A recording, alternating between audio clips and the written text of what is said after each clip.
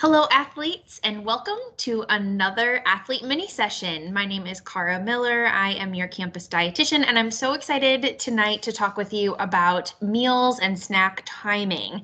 If you weren't able to join me before, I've covered hydration, which was really interesting. And then our last talk was about performance plates. So if you missed those, I have posted in the notes section the link to the YouTube channel. You can just go to YouTube, check out dietitian Cara Miller, K-A-R-A, and you'll find the session. So you just click on athlete, you click on it, and you'll be able to listen to all of these recordings. This one tonight is also being recorded. So if you need to leave early or you have a teammate who had a different extra training session or something, you all can watch it later, no problem at all. So let's get started tonight on meal and snack timing. As mentioned, my name is Cara Miller. I am your campus dietitian. It's been so fun to get to meet more of you, either through individual appointments or team sessions. If you haven't gotten a chance to meet me, please introduce yourself. You can shoot me a text. My cell number is there. You can send me an email. My email is there, or you can find me on Instagram. So I hope those are a few easy ways for you to get a hold of me. If you do want an individual appointment, that's great. I'm happy to talk with you. I know recently I've had a few injuries, so we've worked through some injury recovery. A few people have had some stomach issues. We'll talk about that tonight, or are maybe just curious about some more ways to fuel your performance. Other things maybe would be a team session. So now either maybe you're winding right up, right? If you're a winter sport, if you're in a fall sport, maybe you're winding down, maybe you're even done for the year. So this may be a good time to really focus on your nutrition, try some different things. We always talk about being able to practice your nutrition, because we know that when we're in games or in a performance is not the time to try new nutrition. You can get stomach cramping or all kinds of different issues. So we want to make sure that you've practiced your fueling just like you practice your sport. The other thing you can do is refer your peers and your coaches to these mini sessions. These are easy ways to learn a little bit more. I am hosting the coach talk tomorrow morning. That one's always the first Wednesday of the month. So you all can watch together if you want to pick one. They're pretty much the same, all the same PowerPoints. We just give it a little different spin on how it's presented, but that way you and your coaches get the same information each month. So again, please reach out if you have any questions. I'm always here to help. So I always try to do a little fun fact. This one for tonight is up to 50% of athletes report having some form of stomach upset during a performance. Now, we also know this is true with practices too. There's lots of different reasons this can happen, of course.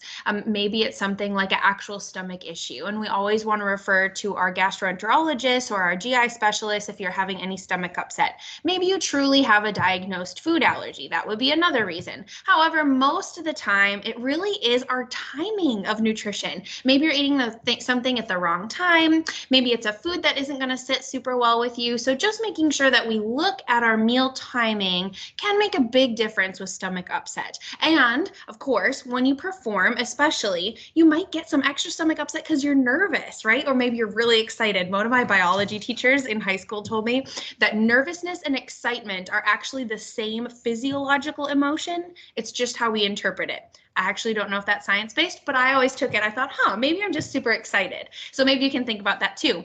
But as you know, if you are super excited or you are nervous or you are ready to run up and down the court or the field, what happens is our body goes into this kind of fight or flight mode. And when that happens, your GI tract, your digestive system kind of like shuts down, right? Like, yeah, I really don't need to digest that chicken sandwich. I think we got to run away from the bear kind of thing. So if you think about it that way, having something that is harder to digest actually is going to sit in your stomach longer, and that's when some of that cramping can happen, nausea. You could even have diarrhea or like a really upset stomach and cause some vomiting. We've all had that happen during like a hard practice or something, but especially if you eat the wrong things before some of those training sessions, you can definitely get some stomach upset. So let's talk through a few ways that we can make sure that you're fueling properly to make sure that you don't get that stomach upset. The first thing for fueling your performance is to form a solid base. So I've gone over this kind of pyramid idea before. You can see at the bottom, food first is always super important. So of course, make sure you're eating enough, make sure you're eating whole foods, and I don't mean the grocery store, actual foods, right? Make sure you're getting in your food groups, your fruits, your vegetables, your different types of grains, your proteins, so that you really have well-rounded nutrition. Color helps to reduce inflammation. So all of those kind of go into that performance plate concept that I covered during our last talk. The last base is the hydration, and we did talk about that one in the first talk as well, so in September. So make sure if you missed either of those that you go back and listen, because you do want to form that solid base. Now, the one we're going to touch on that I'm not going to get into tonight is rest and recovery. You all know this is super important, but you're college students, so you're in a rush. Really, the idea is 7 to 9 hours of sleep each night, maybe even a little bit more. If you can catch a nap, that also helps, but it's not as good as that really deep, restful sleep that you can get in the evening. So make sure that you're making time for that. Turn off the phone if you need to, a little bit early. Maybe you're going to have a wind down routine, but just find something that really does work for you, because that also contributes to that solid base. We are moving up the pyramid. So tonight we're going to talk about meal timing, and then we'll talk slightly on sports fuel tonight, but I did want to mention that for next month, for December, I am going to start to touch on supplements. I find that if I don't talk about it at all, people kind of make up their own rules. So what we're going to do is, we've already covered the very bottom black kind of tier. We're going to cover the gray section now, and then just know that in the future, we are going to touch on supplements. So when we're looking at fueling goals, your pre-workout really should be to top off your fuel stores. We've talked about that choo-choo train a bazillion times. That's my go-to. So you have these like choo-choo trains of glycogen. They're those little sugar molecules that link together. In order to run up and down the court, in order to have that burst of energy, in order to swing a bat, you need to break off one of those choo-choo trains and use it for energy. So you can see that if your choo-choo trains are half empty, you're only going to have half as much fuel as your competition, or you're only going to get half as much out of that workout. And remember, even if you're not topped off for your practices, that means you're not practicing at your full potential either. So you will not be performing at your best when you get to competition, because you haven't even practiced at your best. So fueling overall is so, so important. So topping off our stores, this will contribute to that long-lasting energy. We don't want to get to the end of the game and be tanked out. So making sure that you are fueled properly will not only get us to halftime or the middle of the game, where hopefully you can get some refuel, but it will help to sustain you all the way through. Then during a workout, we'll talk about that. When do you need just water? When do you actually need some additional options? We'll talk through that. But the idea during a workout is to maintain your energy levels. And I didn't write on here, but of course, to also maintain your hydration and electrolyte levels, depending on your sweat losses. If you're a heavy sweater, if it's a really hard workout, if it's a long workout, these are all things that we need to consider looking at that during workout fueling goals.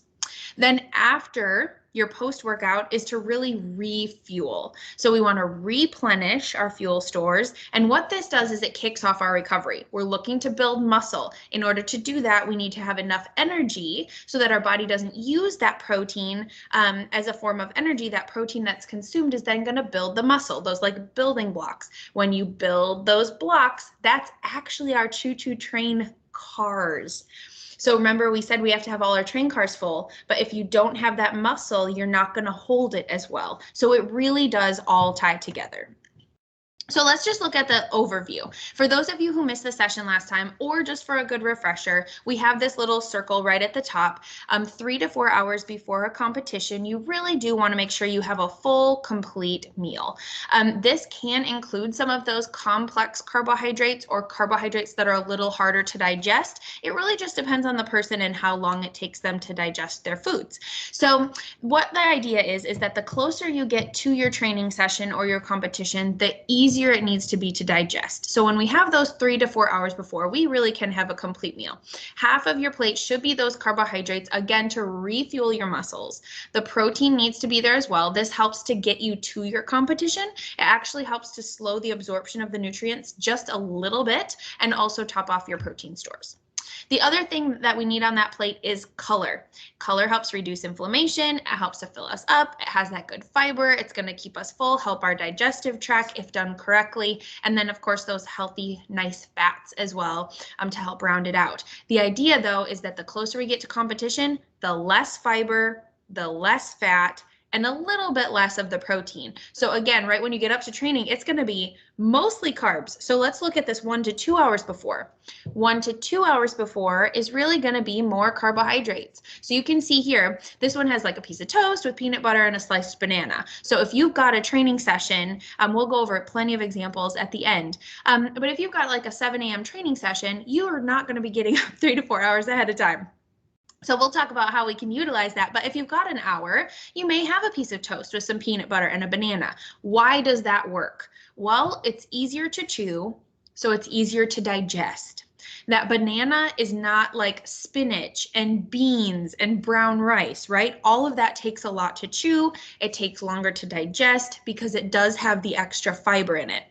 We're not going to eat a fried chicken sandwich an hour before a competition because it's going to sit like a ton of bricks. That fat, again, coats your stomach. The fried option coats your stomach. It's going to sit in your stomach and take a long time to digest. So again, closer to training, we want to be lowering our fiber, lowering our fat, a little bit lower on the protein. So there we've chosen like the peanut butter. It's an easier to chew option as opposed to a chicken breast, right?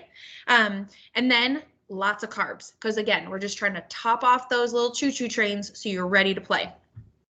60 minutes before, even 30 minutes before, you can do a simple carbohydrate. So this could be goldfish, pretzels, crackers, applesauce. And you go, Cara, but isn't that like the white stuff? Isn't that the stuff that they say is like not healthy? I don't like that idea. We're looking at it from a fueling perspective, and you're not going to be able to have brown rice or a whole sweet potato 30 minutes before training and it sit okay. So we need a carbohydrate that is going to digest quickly and get to your muscles. You know, like I said, like beans and rice is not going to go well 30 minutes before training, but it will be a great option when you have at least 3 hours to digest it. So we're looking at it from a timing perspective again, right? I've had some athletes that go into one of these like 7 a.m. training sessions and they don't eat anything, and then they tank out. They can't make it. They're asking trainers for peanut butter crackers partway through practice, right? Because they can't concentrate. They're feeling nauseous because they don't have anything in their stomach. I've also had some athletes that 10 minutes before practice, they're scarfing down a protein bar.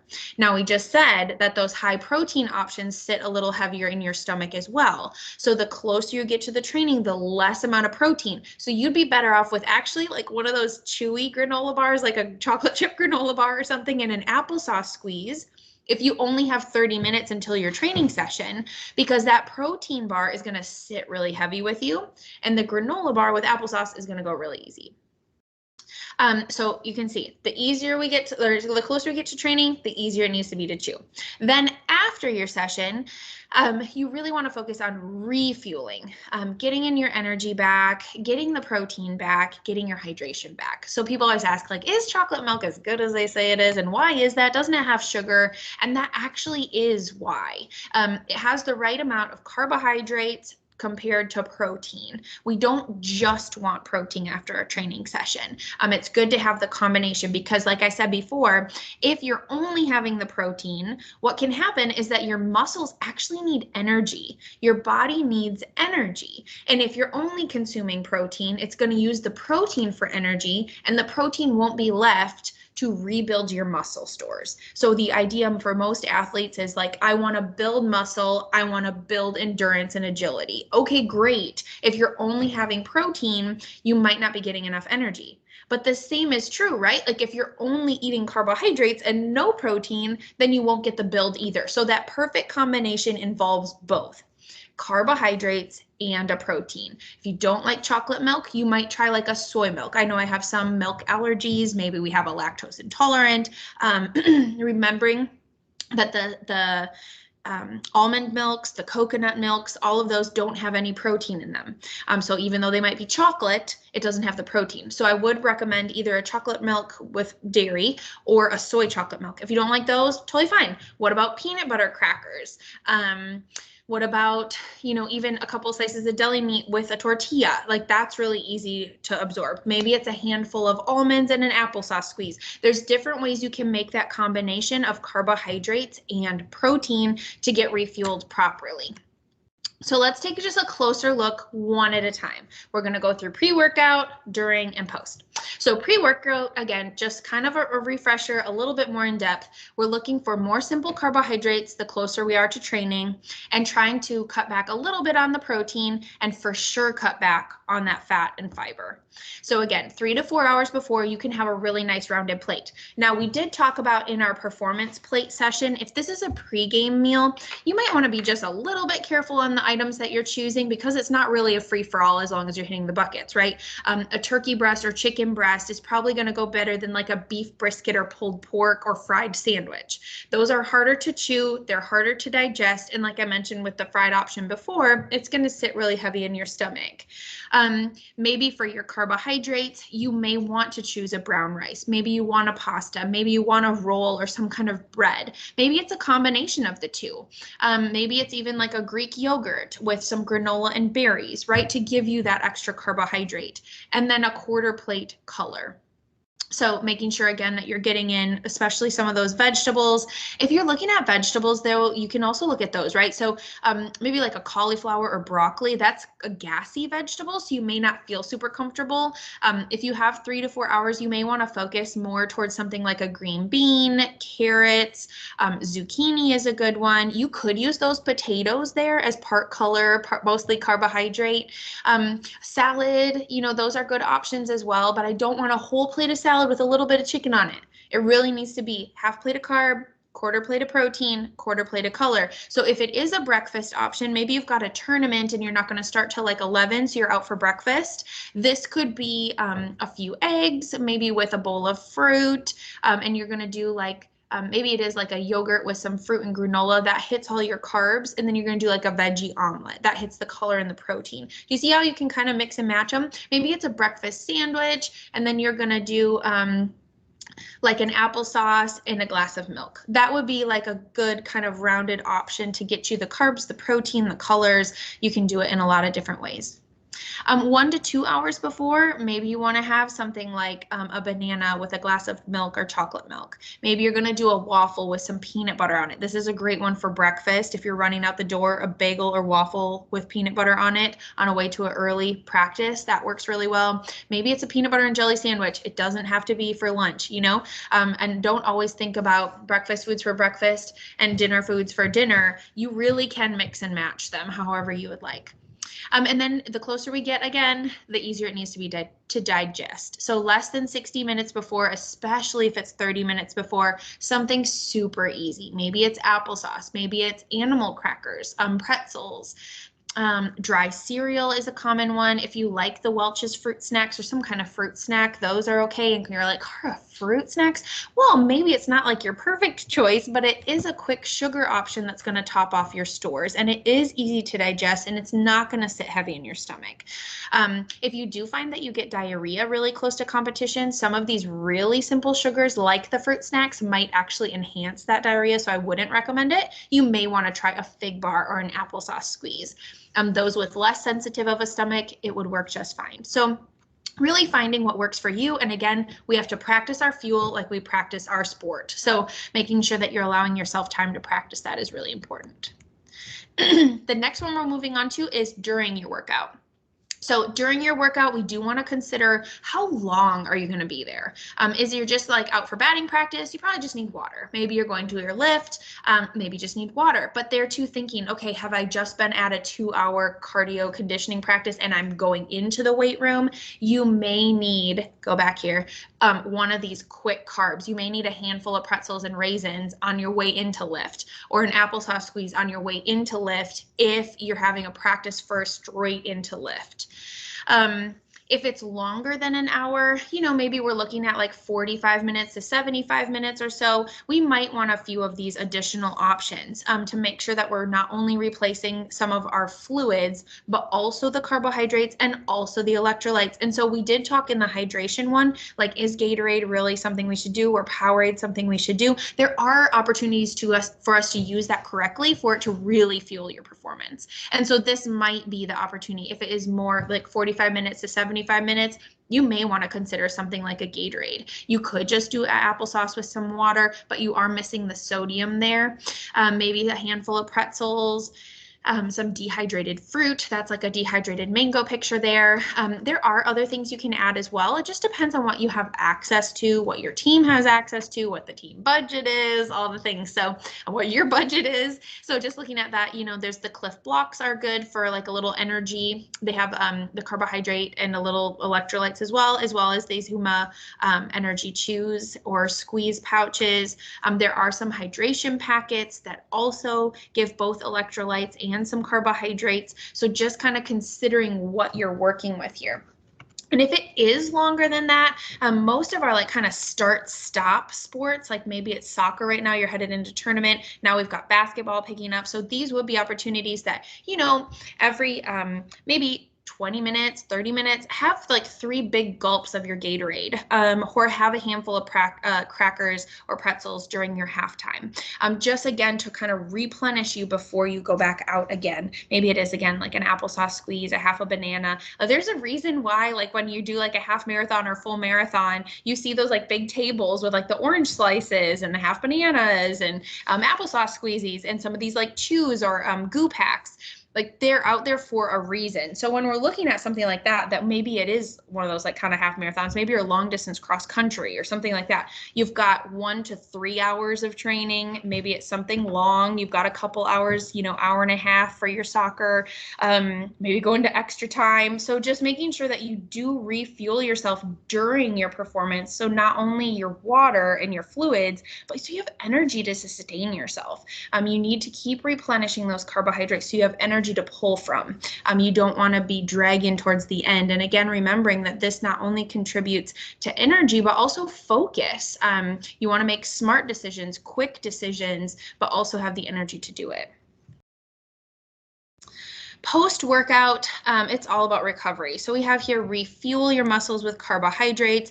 That could be something like your performance plate, right, where you've got half a plate of carbohydrates, making sure that you've got some kind of carbohydrate and some kind of protein to rebuild your muscle. We talked about why you do that already, but making sure, again, you've got the energy so that you can use the protein that's eaten to rebuild your muscles and then to repair and rehydrate with these electrolytes. So maybe that is a drink of some kind to make sure you're rehydrating. And again, if you do have access, I don't recommend weighing, but if you feel like you're a heavy sweater, you might want to know how much are you sweating, especially if you wear extra equipment or something like that. Looking at every 1 pound lost, you do need to consume 16 to 20 ounces of water within about 2 hours after that practice or competition is finished to make sure that you're rehydrating properly. So the combination of the 3 here, we've got the carbs, we've got the protein, we've got the rehydrating, and making sure that they do all work together. And those electrolytes, and then moving into our post-workout meal, all contribute with the color there to help reduce the inflammation so you can rebuild appropriately and repair. So all good things to kind of consider as we move into the recovery kind of post-workout fuel.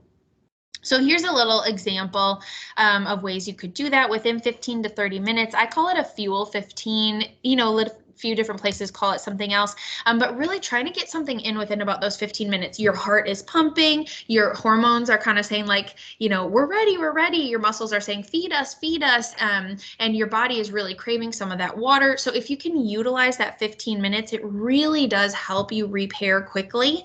This is super important. If you've got 2-a-days, maybe you've got 2-a-day practices, you're really gearing up for a season, or maybe you've got a tournament where you have like multiple games, you really should refuel correctly within that 15 to 20, 30 minutes to make sure that you utilize your stores to the max.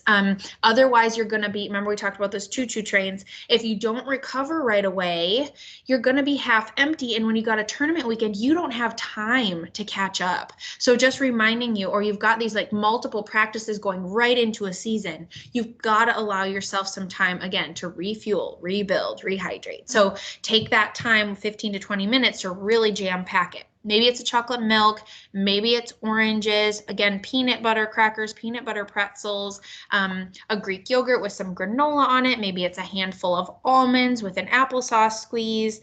You've got a lot of options, so find what works for you.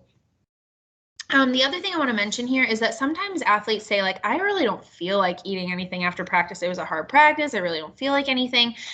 drinking during that time can be a great option. So that's another reason why chocolate milk is often referred to, because it helps not only with your rehydrating, but it is palatable, right? Like it's something that tastes good. It's not hard to drink.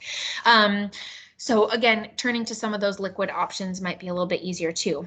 And then just a reminder, again, really utilize this post-performance, post-workout plate meal to really get in the nutrition. So I know we talked a lot about leading up to your performance, going back to some of those simple carbohydrates, some of the white foods, some of the things that are easy to chew.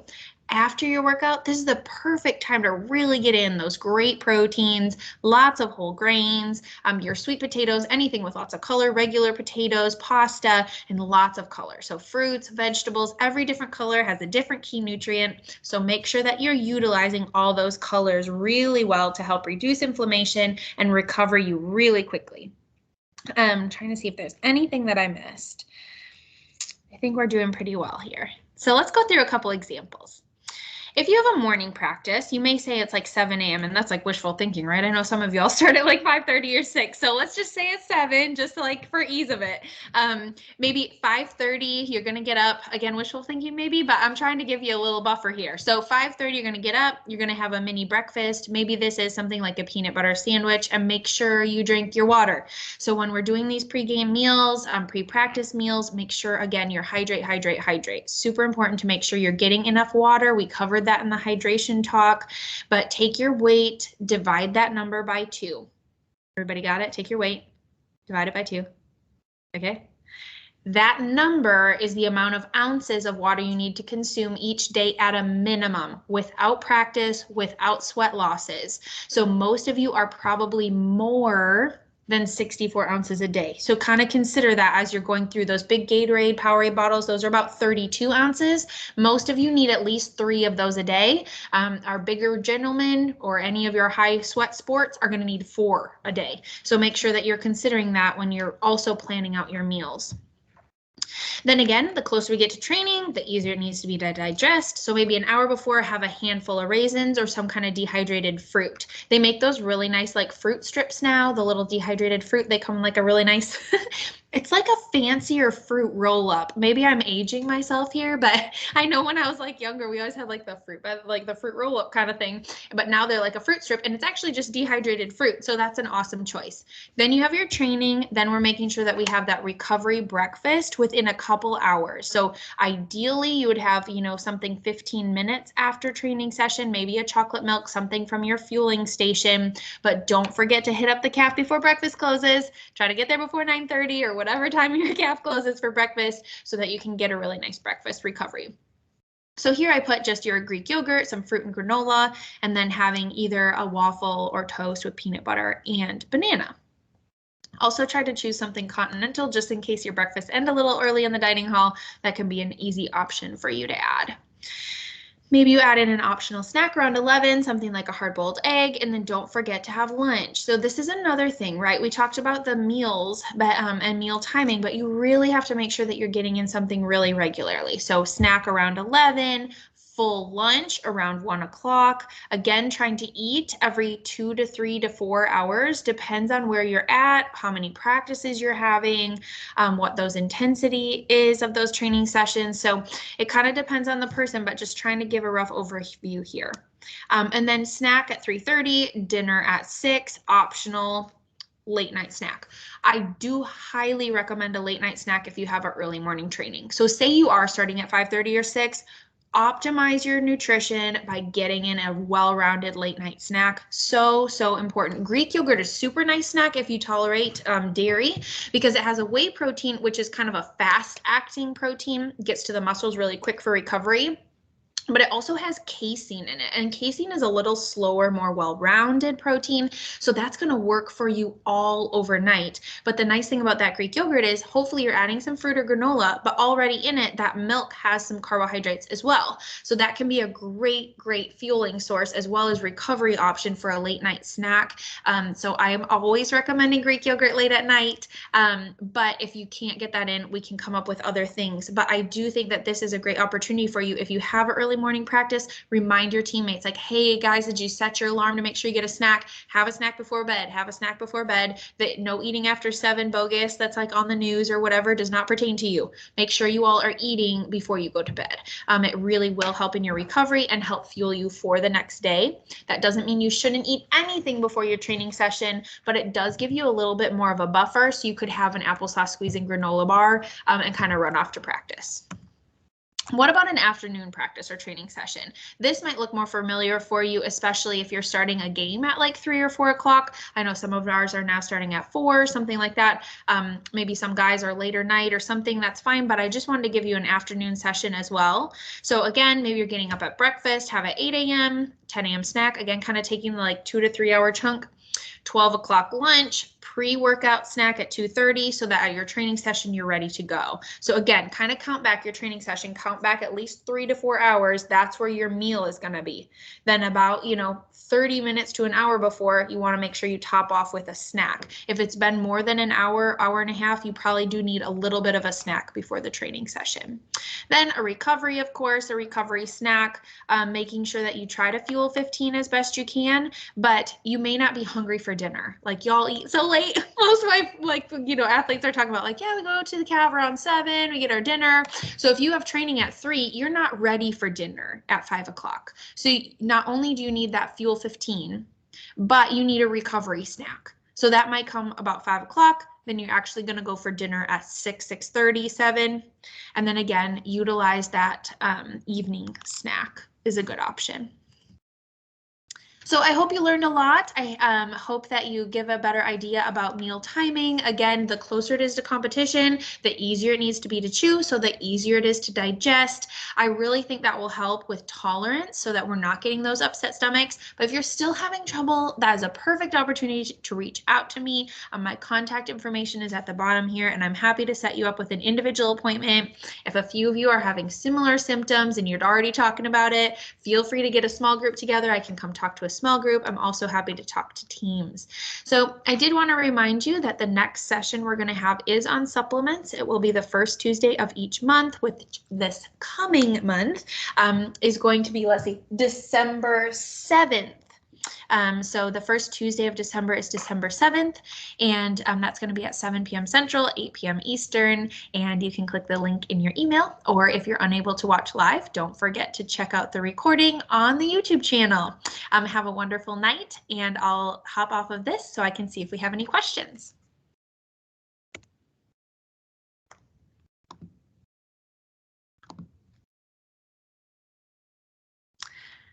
Okay.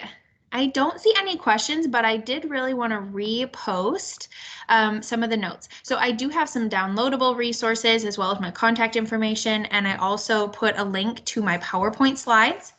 And also a link to the YouTube channel. So if you do have any questions, feel free to send me a message.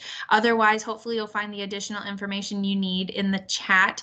The resources I provided there are excellent. They're through the CPSDA, which is sportsrd.org, and you can look up those printable, downloadable handouts. There's a pre-workout, during, and recovery, just like a 1-pager, really easy to see. Those are easy to post in locker rooms as well. So reach out if you have any additional questions, and thanks for those of you who joined me tonight. I hope to see you all soon.